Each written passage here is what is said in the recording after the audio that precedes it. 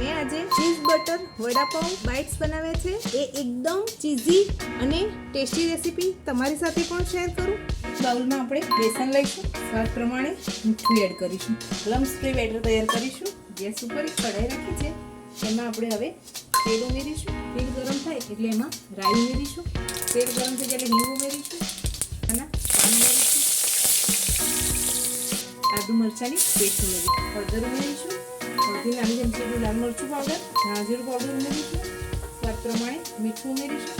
હવે હાથેથી ક્રશ કરી બાફેલા બટેટા ઉમેરી દઈશું। અહીંયા મેં 500 ગ્રામ જેટલા બટેટાને બાફીને રાખેલા છે। હવે મસાલો સરસ મિક્સ કરી લઈએ। એક આ રીતે 2 બ્રેડની સ્લાઇસ લીધી છે, એમાં એક બ્રેડ ઉપર આપણે ગ્રીન ચટણી સ્પ્રેડ કરી દઈશું, બટરને ફેલાવી દઈશું। બટેટાનો જે મસાલો બનાવીને રાખેલો છે એ સરસ રીતે ફેલાવી લઈશું બ્રેડ ઉપર। મેં જે ગ્રીન ચટણીનો ઉપયોગ કર્યો છે એની રેસીપી તમને મારી ચેનલ પરથી મળી જશે। હવે આપણે ઉપરથી આવી રીતે એક ચીઝ સ્લાઇસને રાખી લઈશું અને બીજી બ્રેડની સ્લાઇસને ઉપર ઢાંકી દઈશું। શાંતિઓમાં પીસ કરી દઈશું।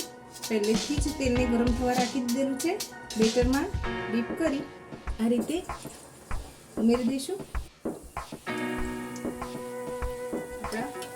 ચીઝ બટર વડાપાઉં બાઇટ્સ બનીને તૈયાર થઈ ગયા છે। વડાપાઉં બાઇટ્સ બનીને તૈયાર થઈ ગયા છે। તમને આ રેસીપી ગમી હોય તો લાઈક, શેર અને સબસ્ક્રાઈબ કરજો। Thank you.